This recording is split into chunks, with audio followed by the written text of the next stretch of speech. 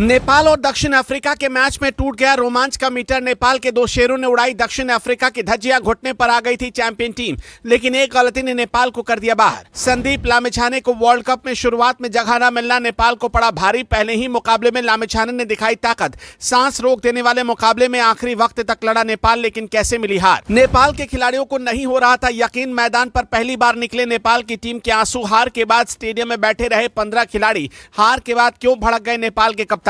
बड़ी टीमों के खिलाफ तबाही कैसे मचाई जाती है, कोई नेपाल टीम से पूछ ले।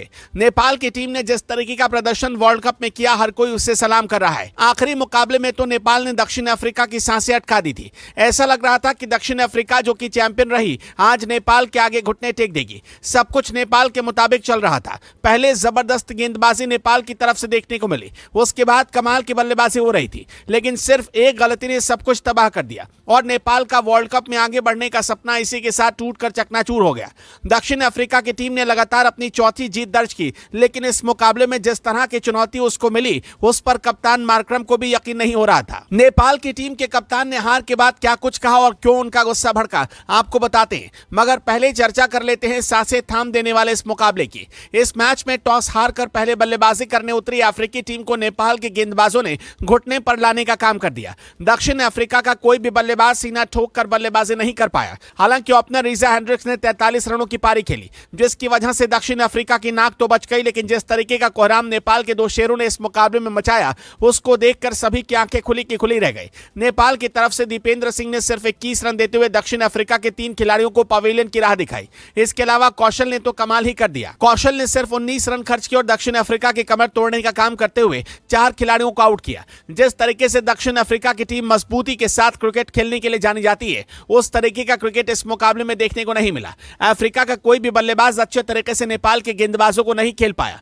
वर्ल्ड कप में पहली बार खेल रहे संदीप लामिछाने ने भी मैदान पर ही पानी भर दिया। उन्होंने 18 रन 4 ओवर में दिए और दक्षिण अफ्रीका की सांसों को अटकाने का काम किया। हालांकि आखिरी वक्त तक चली इस लड़ाई में दक्षिण अफ्रीका बाजी मार ले गया, लेकिन हर कोई तारीफ नेपाल की टीम की कर रहा है, क्योंकि जिस तरीके का क्रिकेट इस बार वर्ल्ड कप में नेपाल की तरफ से खेला गया, वैसे बहुत कम देखने को मिलता है। वर्ल्ड कप में बड़ी बड़ी टीमें तो तहलका मचाने के लिए जानी जाती हैं, लेकिन नेपाल ने इस मुकाबले में जो किया वो वाकई में गजब का रहा। नेपाल की धारदार गेंदबाजी का नतीजा रहा कि दक्षिण अफ्रीका की पूरी टीम लाख चाहते हुए भी सिर्फ 115 रन बना सकी। यहां से लग रहा था कि नेपाल मुकाबले को आसानी से अपने नाम कर सकता है, क्योंकि नेपाल के पास भी बल्लेबाजी अच्छी खासी तादाद में थी। दोनों ओपनर ने कमाल का प्रदर्शन करते हुए अफ्रीका की सांस अटकाने का काम कर दिया। हालांकि पहला विकेट 35 रन के स्कोर पर गिरा और 35 रन के स्कोर पर ही दूसरा झटका लगा, लेकिन इसके बाद जिस तरीके की पारी आसिफ शेख ने खेली, उसने एक बार फिर मुकाबले में नेपाल की वापसी कर दी। आसिफ ने 49 गेंदों में 42 रन बनाए, जबकि अनुसार ने 24 गेंदों में 27 रन की पारी खेली। बता दें कि आखिरी ओवर में नेपाल को जीत के लिए 8 रन चाहिए थे, लेकिन नेपाल की टीम ये रन नहीं बना सकी और 1 रन से नेपाल को हार मिली। नेपाल की हार के बाद टीम के कप्तान रोहित ने कहा कि हमारी टीम ने बहुत अच्छा खेला और हमने जिस तरीके की गेंदबाजी की आज, वो वाकई एकदम अलग स्टैंडर्ड की थी। हमने विकेट को कल परख लिया था और अपने प्लान के तहत हम खेल रहे थे, लेकिन कुछ हद तक बल्लेबाजी में हमसे चूक हो गई और यही वजह रही कि हमें मुकाबले में हार मिली। मगर इस हार ने भी हर किसी का दिल जीता है, क्योंकि दक्षिण अफ्रीका की टीम को इस तरीके से मात देना कोई छोटी बात नहीं होती। दक्षिण अफ्रीका हमेशा से ताकतवर टीम रही है और हर कोई सोच रहा था कि नेपाल को तो बुरी तरीके से रौंद देगी, लेकिन संदीप लामिछाने ने पहले ही मुकाबले में जिस तरीके से दक्षिण अफ्रीका को परेशान किया। नेपाल के लोग कह रहे हैं कि अगर इस खिलाड़ी को पहले वर्ल्ड कप में मौका मिला होता तो नेपाल की टीम आज सुपर 8 में कमाल कर रही होती। इस पर आप क्या कुछ कहना चाहेंगे, हमें कमेंट बॉक्स में बताएं।